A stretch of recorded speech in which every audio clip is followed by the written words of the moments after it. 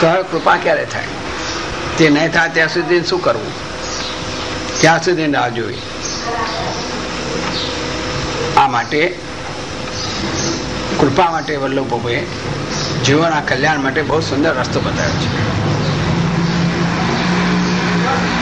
આ કૃપાની અંદર અંતરાય જો કોઈ હોય તો ભક્તની અહંતા અને મમતા છે. આ જે અહંતા મમતા રૂપી જે સંસાર છે એ જ માયા છે. અને એ માયાને લીધે ભક્ત ભગવાનની પાસે પહોંચી શકતો નથી. ગાયત્રી ભાષ્યમાં એમ બતાવ્યું કે સ્વરૂપની સ્ફૂર્તિ સાથે આ વિદ્યાનો નાશ થઈ જાય છે. અને એમાં પ્રમેય બળ મુખ્ય કારણ છે. હવે કહે છે કે સ્વરૂપની સ્ફૂર્તિથી કેવી રીતે આ વિદ્યા નાશ પામે? એટલે ત્યાં એમ બતાવ્યું કે અહર્નિશ ભગવાનનું સ્વરૂપનું સ્મરણ તમને થયા કરે તો તમારામાંથી જે માયારૂપી અહંકાર અને મમતા છે, કર્તૃત્વ ભગવાનનું સ્વીકારો એટલે હું કરું છું એ ભૂલી જાઓ. અને એ ભૂલી જાઓ તમે એટલે અહંતા તમારી જતી. અને મમતા આ મારું છે એ મમતામાં પણ કહે છે કે ભગવાને તને જે આપ્યું છે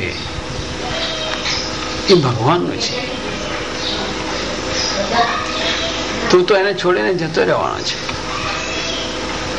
માટે એની અંદર પણ મમત્વ જે છે એ મમતાનું મમત્વ પણ જો ભગવાનનું કર્તૃત્વ અને ભગવાનને પોતાના ઈષ્ટ માનીએ તો એ અહંતા અને મમતા રૂપી જે માયા છે એ કહે છે કે ઓટોમેટિકલી ભગવાન પોતે પોતાના બળ વડે જ એનો નાશ કરે. કારણ કે આમ તો પાછું એવું કીધું છે કે મમ માયા દુરત્યા, મારી માયા કોઈથી પણ તરી શકાવી નથી. એટલે આ હમતા ને મમતા માણસ જન્મે ત્યારથી મનુષ્યમાં એકલામાં નહીં પણ જીવ, પશુ, પંખી આખી સૃષ્ટિની અંદર એમને આ માયાને પસરાવેલી છે અને એ રીતે એમને પ્રપંચ લીલા કરેલી છે. હવે કે છે કે સ્ફૂર્તિ ભગવાનના સ્વરૂપની અહર્નિશ રહે તે માટે શું કરવું? એટલે કે જે ભગવાને પ્રભુની સેવાનું સાધન કરવાનું કહે છે. હવે સેવા એટલે શું? એટલે કે છે ભક્તિ. ભક્તિનો ધાત્વાર્થ અર્થ પ્રેમ અને બીજો અર્થ સેવા. હવે આ જે સેવા છે તે માટે પ્રથમ એને પોતે પોતાની અહંતા અને મમતા દૂર કરવા માટે આત્મનિવેદન કરવું પડે છે. હવે આત્મનિવેદનની અંદર ગદ્ય મંત્રમાં આપણે જોયું કે જીવ પોતાનો દેહ, પ્રાણ, ઇન્દ્રિય, આત્મા અને તેને લીધેની જે સામગ્રી, ધન, દોલત, પતિ, પત્ના અને સંબંધીઓ, આ લોક અને પરલોકનું બધું જ આત્માની સાથે ભગવાનને સમર્પિત કરું છું એમ કે એ જ્યારે આપણે બધું જ ભગવાનને સમર્પિત કરી દીધું છે તો પછી તમારું કશું રહેતું જ નથી. તો પછી તમારે શું કરવાનું? તો કે છે જેને સમર્પણ કર્યું છે એની આપણે સેવા કરવાની. આ સેવાના પ્રકારમાં પણ બે ભાગ, એક નામ સેવા અને એક રૂપ સેવા. અને કહે છે કે જીવન પર્યંત આ કરવાની છે. આજે આ જ વાત મહાપ્રભુજીએ એકાદશ સ્કંદના બીજા અધ્યાયમાં બતાવી કે જે ભક્ત રોગાદી વ્યાધિથી વિવશ થયો પરવશ થઈ જાય છે, છતાં પણ તે પ્રભુનું સ્મરણ છોડતો નથી, ત્યારે પ્રભુ તેના બધા પાપ નાશ કરે છે, તે શુદ્ધ અને નિષ્પાપ થાય છે. તે ભક્ત ભગવાનના ચરણ કમળને પ્રેમરૂપી એવી સાંકળથી બાંધે છે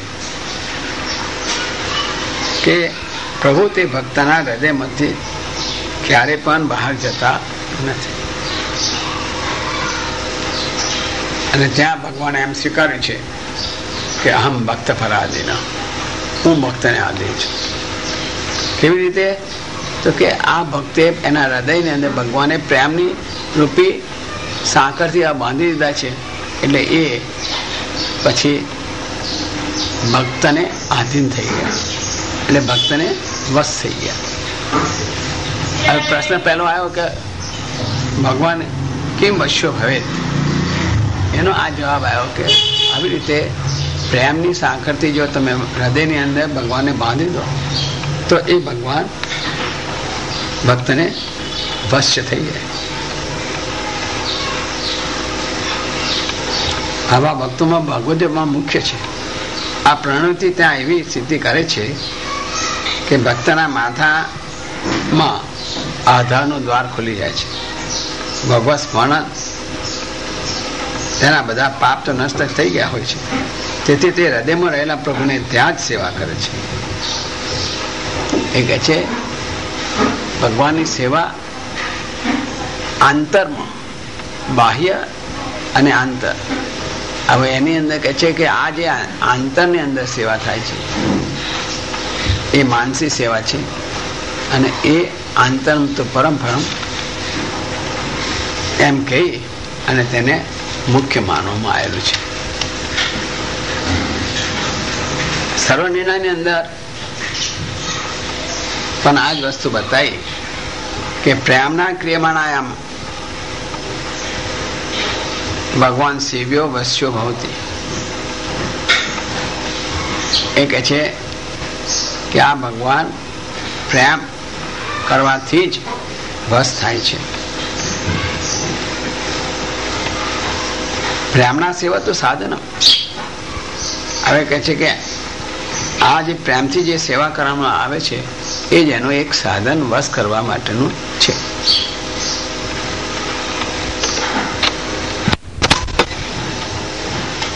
બીજો પ્રશ્ન આવ્યો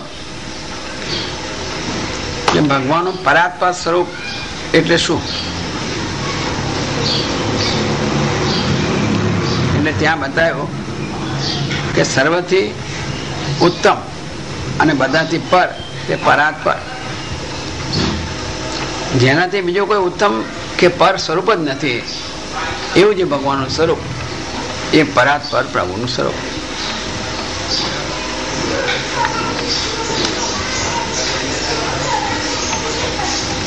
જ્યારે ભગવાન પહેલા એકલા જ હતા તે વખતે સૃષ્ટિની રચના થઈ ન હતી.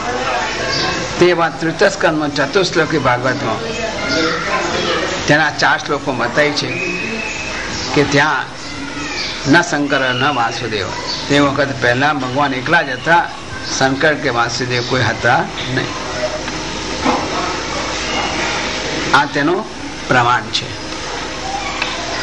અને આ જે સ્વરૂપ છે એ નિર્ગુણ સ્વરૂપ છે. એ પ્રમાણે શ્રુતિ ગીતામાં બતાવ્યું. બીજું પ્રમાણ મળે છે કે નારદજી શ્વેતદીપમાં ભગવાન પાસે ગયા, ત્યાં બતાવ્યું છે કે અક્ષર સ્વરૂપ સુધી કાળનું પ્રાબલ્ય છે, એટલે તેથી શુદ્ધ સ્વરૂપનો વિચાર ત્યાં અક્ષર સ્વરૂપ સુધી કરવામાં આવ્યો જ નથી. એટલે તેથી શ્રુતિઓએ પ્રાર્થના કરી કે ભગવાન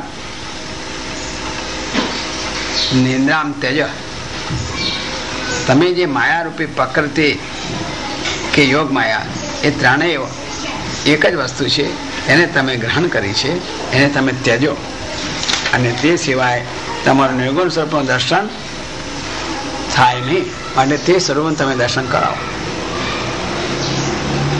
અક્ષર સુધીના બધા લીલાસ્તર સ્વરૂપો કાળને આધીન છે. અક્ષર સ્વરૂપ જ બાકી છે.